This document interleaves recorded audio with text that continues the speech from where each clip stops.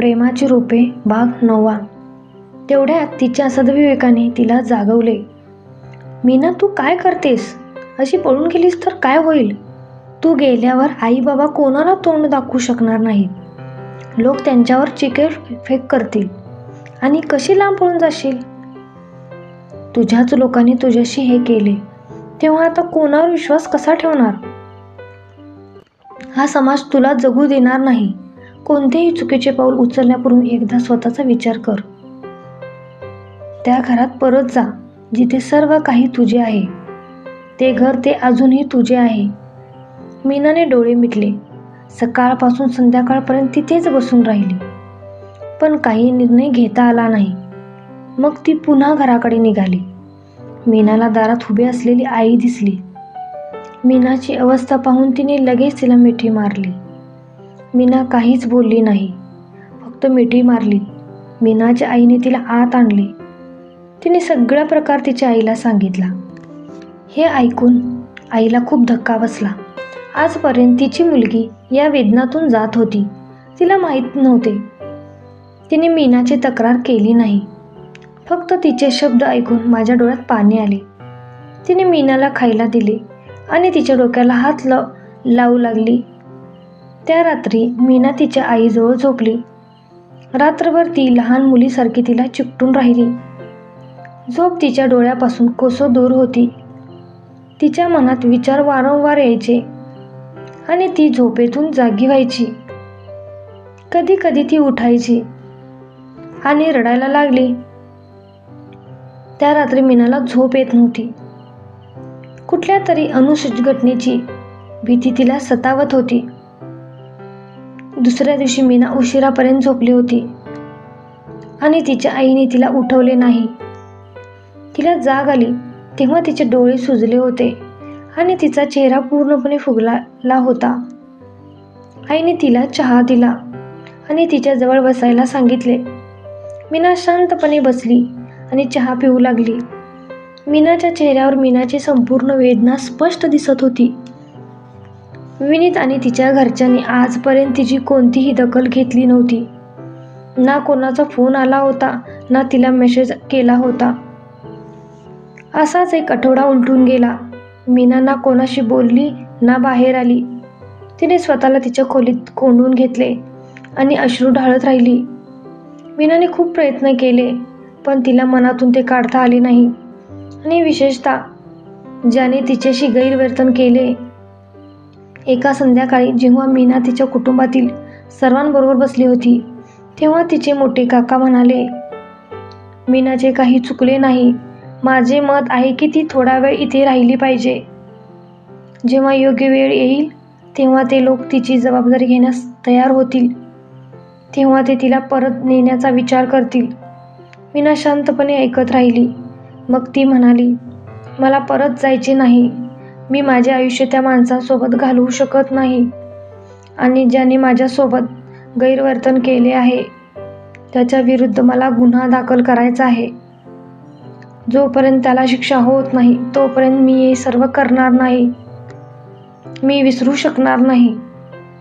Police स्टेशनमध्ये गुन्हा दाखल करणं इतकं सोपं नाही. घरच्यांच्याच इज्जतीची जरा काळजी घ्या. उद्या तुमचीच इज्जत खराब होऊ शकते. तू मुलगी आहेस. तुला मुलगी असण्याचा अर्थ माहीत आहे ना? आई तिला समजावताना म्हणाली. कसला आदर, ज्याची त्या लोकांना कदरही नाही, ज्यांनी माझ्याबद्दल एकदाही विचार केला नाही. तुम्ही त्या लोकांचा विचार करताय?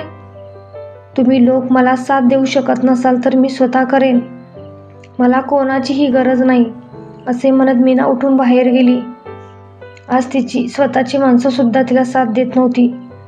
तिची चूक नाही हे तिला माहीत नव्हतं. मग आज खोट्या अभिमानामुळे तिच्या आईवडिलांनी तिला का साथ दिली नाही? तिला जे वाटलं त्याचा न्याय हवा होता. ती वेळ तिला तोडायला पुरेशी होती. जर तिला कोणी साथ देत नव्हते, मग ती स्वतःला न्याय देईल तर काय? या विचाराने मीनाच्या डोळ्यात अश्रू आले. शेवटी तिला स्वतःलाच कळले नाही की तिला कोणत्या गुन्ह्याची शिक्षा होते आहे. काही दिवस घरी राहिल्यानंतर मीना पुन्हा कामाला लागली. आता तिचा सगळा वेळ ऑफिसमध्ये गेला, पण तरीही एक समस्या तिला पुन्हा पुन्हा सतावत होती. ती म्हणजे तो माणूस. एके दिवशी मीनाने हिंमत एकवटली. पोलीस स्टेशनला गेली. ना तिने घरच्यांना सांगितलं, ना कुणाला सोबत नेलं. पोलीस स्टेशनमध्ये पोहोचताच तिचे सर्व गैरसमज दूर झाले. वास्तविकता खूप वेगळी होती. तिने तक्रार नोंदवली, परंतु तिला अनेकदा तेच स्टेटमेंट द्यावे लागले. पोलीस स्टेशनच्या महिला प्रभारी इन्स्पेक्टर शारदा या शारीरिकदृष्ट्या तंदुरुस्त होत्या. ती दबंग होती. मीना तिला बघून क्षणभर घाबरली, पण नंतर तिने मीनाला बसायला सांगितले आणि तिला सर्व काही विचारले. संभाषणादरम्यान ती पुन्हा पुन्हा मीनाच्या डोळ्यात पाहत राहिली, पण मीना सर्व सत्य सांगत राहिली. तिच्या बोलण्यातून इन्स्पेक्टरला वाटले की ती खरे बोलत आहे. तिने मीनाकडून विनीतचा नंबर घेतला आणि विनीतला त्याच्या आईसह पोलीस ठाण्यात बोलवले. पण बराच वेळ ते न आल्याने तिने परत फोन करून दोघांनाही पोलीस ठाण्यात येण्यास सांगितले. जवळपास 2 तासानंतर विनीत आणि त्याची आई आली. ते येताच विनीतच्या आईने मीनाकडे द्वेषपूर्ण नजरेने पाहिलं आणि तिच्या बचावात मोठमोठे बोलू लागली. मीनाला साथ द्यायला तिथे कोणीच नव्हतं. ती एका कोपऱ्यात अडकून राहिली, रडतच होती. इन्स्पेक्टर साहेबांनी मीनाच्या घरच्यांना बोलवले. मीनाचे काका, काकू आणि आई धावत आले. त्यांनी येताच मीनाची काळजी घेतली. ती खूप घाबरली होती. सर्वांचे म्हणणे ऐकून इन्स्पेक्टरने दोन्ही पक्षांना बाहेर बसण्यास सांगितले. घरातील सदस्य आता मीनासोबत होते. सर्व जेवण झाल्यावर इन्स्पेक्टरने फक्त मीना आणि विनीतला आत बोलवले. पण विनीतने मीनाला बोलण्याची संधी दिली नाही आणि त्यांचे स्पष्टीकरण सुरू केले. तासनतास त्यांचा आवाज सुरू होता. दरम्यान मीनावर अनेक खोटे आरोप करण्यात आले आणि तिला रडायला भाग पाडले. विनीत जो तिचा नवरा होता तो तिच्या विरोधात होता. त्यामुळे मीनाला खूप दुःख झाले. सकाळपासून संध्याकाळपर्यंत कोणताही तोडगा निघाला नाही. विनीत आणि मीना यांच्यापैकी कोण खरे बोलत आहे हे कोणाला समजले नाही. दुसरं म्हणजे विनीत मीनाच्या विरोधात होता आणि तोही मीनाशी गैरवर्तन करणाऱ्याला वाचवण्यासाठी इन्स्पेक्टरने विनीतला 2 दिवसात त्या माणसाला सोबत आणण्याचा इशारा देऊन सोडून दिले आणि मीनाला समजावून सांगितल्यावर तिने तिलाही घरी पाठवले. मीना घरी आली. 2 दिवस डोंगरासारखे गेले आणि 2 दिवसांनी मीनाला पुन्हा पोलीस ठाण्यात बोलवले.